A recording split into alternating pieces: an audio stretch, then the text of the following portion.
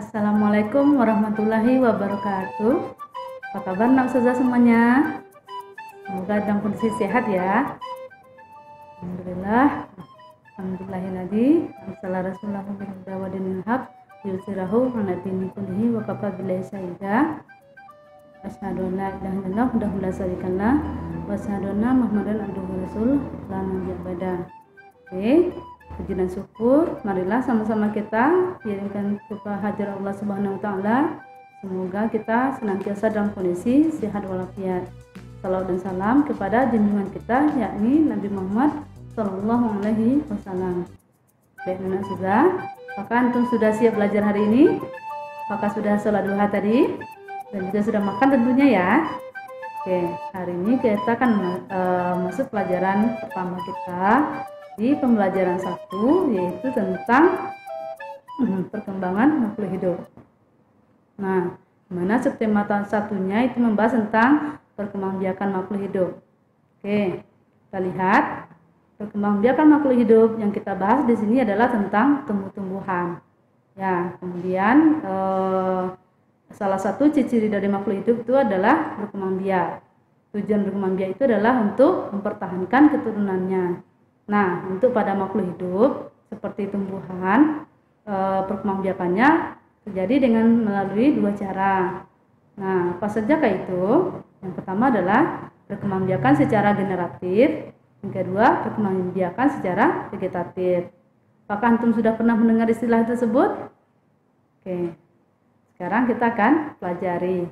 Kita akan masuk kepada poin pertama, yaitu perkembangbiakan generatif. Apa itu perkembangbiakan generatif?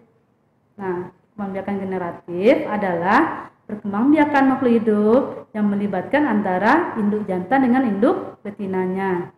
Nah, kemudian perkembangbiakan generatif tersebut diawali dengan proses penyerbukan. Oke, proses penyerbukan itu melibatkan sel kelamin jantan dengan sel kelamin betina. Nah, kalau pada tumbuhan, sel kelamin jantan itu ada disebut dengan benang sari, sedangkan sel kelamin betina disebut juga dengan putik. Kemudian benang sari dengan putik mengalami peristiwa penyerbukan untuk menghasilkan generasi baru. Nah, ustazah ulangi, apa itu penyerbukan? Yaitu penyerbukan adalah jatuhnya serbuk sari di atas kepala putik. Kemudian penyerbukan tersebut diikuti dengan peristiwa pembuahan. Nah, pembuahan itu adalah perkembangan bakal buah menjadi buah dan menjadi biji. Oke, sebelum kita bahas lebih lanjut, kita masuk dulu kepada bagian-bagian bunga. Kenapa bunga? Nah, pada bunga tersebutlah terdapat alat kelamin jantan dan alat kelamin betina pada tumbuhan. Oke, sekarang kita lihat bagian-bagian dari bunga. Yang pertama ada mahkota bunga, ada kepala sari, ada benang sari, ada kepala putik, ada juga tangkai putik. Kemudian di dalam putik tersebut terdapat bakal biji. Nah, kemudian ada kelopak, ada dasar bunganya, kemudian ada tangkai bunga. Itulah disebut dengan bunga lengkap. Artinya semua bagian bunga ada pada bunga tersebut. Nah, jika salah satu dari bagian bunga tersebut tidak ada, maka disebut juga dengan bunga tidak lengkap. Misal, ada bunga yang tidak memiliki benang sari, atau misalnya ada bunga yang tidak memiliki putik, hanya benang sari saja, atau bunga yang hanya memiliki putik saja. Bunga yang seperti itu disebut dengan bunga yang tidak lengkap. Oke, kita lanjutkan. Nah, kita kembali kepada perkembangbiakan tadi. Nah, tumbuhan berkembang biak melalui peristiwa penyerbukan. Nah, penyerbukan itu dibagi atas 4 macam. Nah, yang pertama disebut juga dengan penyerbukan sendiri. Nah, kenapa disebut dengan penyerbukan sendiri? Nah, ada bunga tadi, bunga lengkap, ada serbuk sari dan juga ada putik. Dia akan jatuh kepada putiknya itu sendiri. Nah, penyerbukan yang seperti itu disebut dengan penyerbukan sendiri. Kemudian ada lagi namanya penyerbukan tetangga. Nah, misal dalam satu pohon terdapat 2 buah bunga. Nah, kemudian masing-masing bunga tersebut memiliki benang sari dan putik, dan kemudian benang sarinya ini akan jatuh kepada kepala putik bunga yang satunya lagi dalam satu pohon tersebut. Nah, penyerbukan seperti itu disebut dengan penyerbukan tetangga. Berikutnya ada namanya penyerbukan silang. Nah, apa itu penyerbukan silang? Yaitu apabila serbuk sari jatuh di atas kepala putik pada bunga dari pohon yang berbeda tetapi masih satu jenis, misal sesama pohon mangga. Nah, pohon mangga yang satu memiliki bunga, mangga yang berikutnya juga memiliki bunga, melakukan proses penyerbukan. Nah, penyerbukan seperti itu disebut dengan penyerbukan silang. Nah, berikutnya ada disebut dengan penyerbukan dastar. Nah, penyerbukan dastar ini apabila serbuk sarinya jatuh di kepala putik pada bunga yang lain yang berbeda jenisnya. Misal antara tanaman mangga dengan tanaman rambutan. Nah, misalnya terjadi peristiwa penyerbukan. Nah, jadi penyerbukan seperti itu disebut dengan penyerbukan dastar. Oke, untuk lebih jelas kita lihat ya, ini gambar macam-macam penyerbukannya. Ada penyerbukan sendiri, ada penyerbukan tetangga, ada penyerbukan silang, dan juga ada penyerbukan dastar.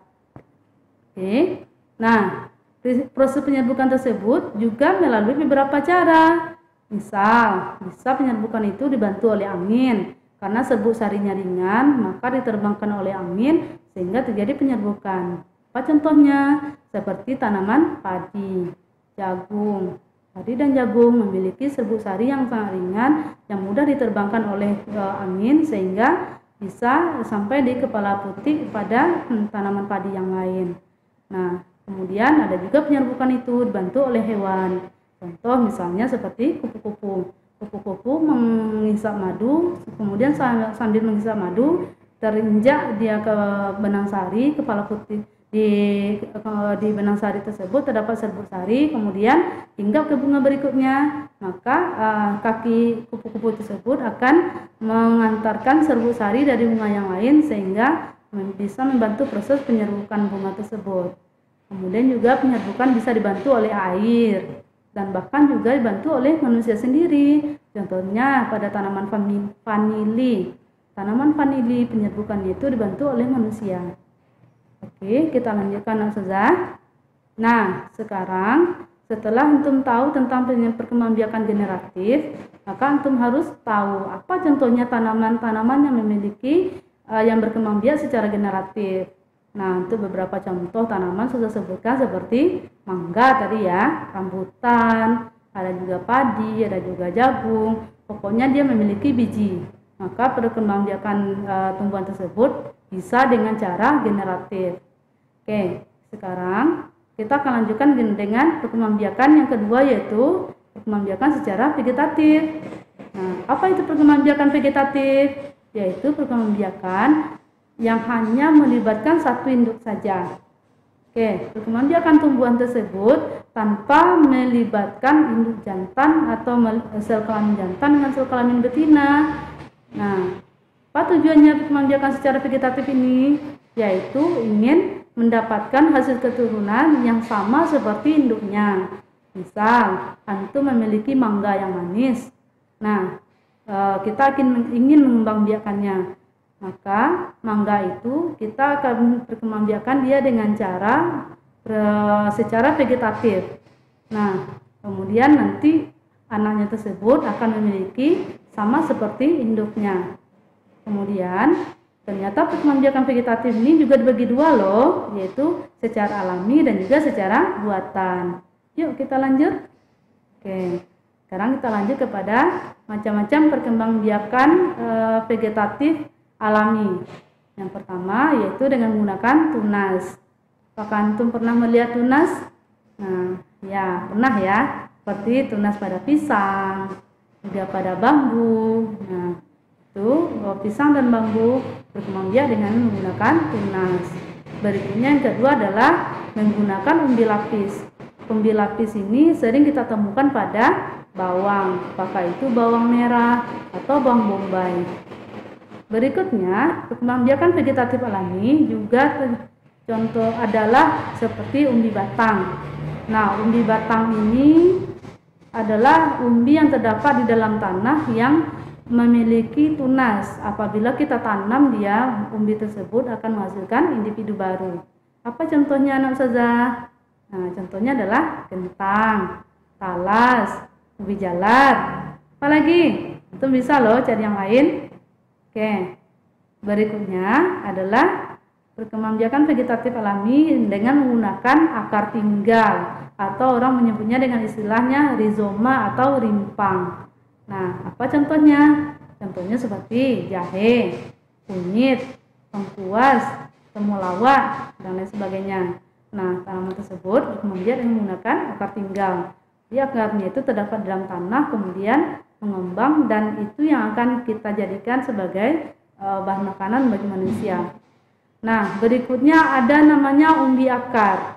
Nah, tetapi umbi akar ini sebenarnya anak saudara itu hanya sebagai tempat menyimpan cadangan makanan. Misal seperti singkong dan wortel. Nah, singkong dan wortel itu dia bisa membesar bagian akarnya itu karena di sana terdapat cadangan makanan. Nah, cadangan makanan itu yang nanti dimanfaatkan oleh manusia. Nah, bagaimana dengan perkembangbiakannya? Kalau dia singkong itu dengan menggunakan batangnya kita tanam, kemudian akan menghasilkan individu baru. Nah, nanti akan kita bahas di pertemuan selanjutnya atau di slide berikutnya. Oke, berikutnya perkembangbiakan vegetatif alami berikutnya adalah dengan cara geragi atau stolon. Nah, Nana Suza, pernah kan antum makan stroberi? Sih pernah ya. Nah, stroberi ternyata berkembang biak dengan cara menggunakan geragi atau stolon, di mana akarnya tersebut akan memanjang. Setelah memanjang akarnya, nanti akan tumbuh tunas pada akarnya. Nah, kemudian akan menghasilkan individu baru.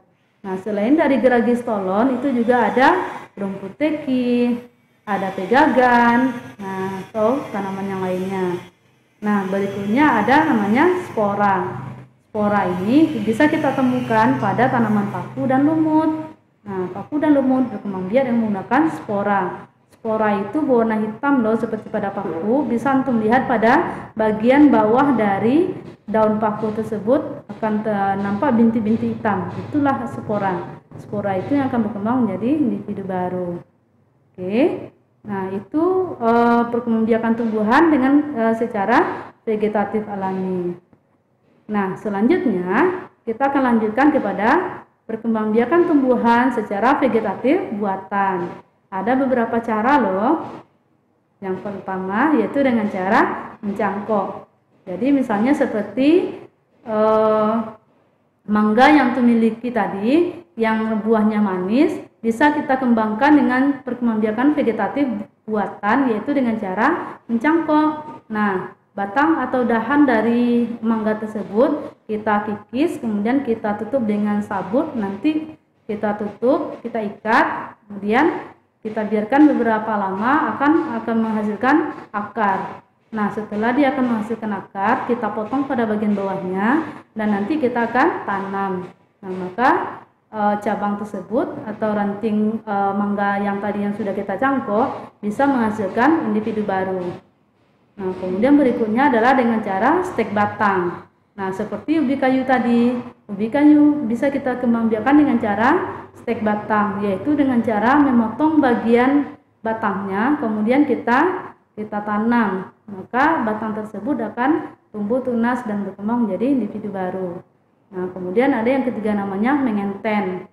Nah, kemudian juga ada okulasi, kemudian ada merunduk. Nah, jadi itulah macam-macam perkembangbiakan vegetatif buatan. Nah, Ustazah bisa mencari lebih lengkapnya itu di buku lain, di sumber yang lain, misalnya bisa juga lewat Google. Ya, antum cari di Google akan banyak penjelasan tentang perkembangbiakan vegetatif dan generatif tumbuhan tersebut. Oke, untuk kali ini mungkin itu yang akan kita bahas. Nah, kemudian Ustazah akan memberikan tugas kepada anak Ustazah, yaitu tugas mengamati perkembangbiakan tumbuhan. Kita menggunakan biji, yaitu biji jagung atau biji kacang kedelai atau bisa juga biji kacang hijau. Kita akan mengamati perkembangbiakannya dengan cara kita tanam selama 2 pekan, kemudian kita amati. Nah, apakah selama 2 pekan itu dia akan tumbuh akar dan daunnya. Nah, maka itu yang akan antum amati. Oke. Nah, untuk kali ini itu dulu ya pelajaran kita pada pertemuan pertama ini. Kita tutup dengan mengucapkan lafaz hamdalah. Semoga anak ustazah paham dengan apa yang sudah jelaskan. Ustazah akhiri, billahi taufiq wal hidayah. Assalamualaikum warahmatullahi wabarakatuh.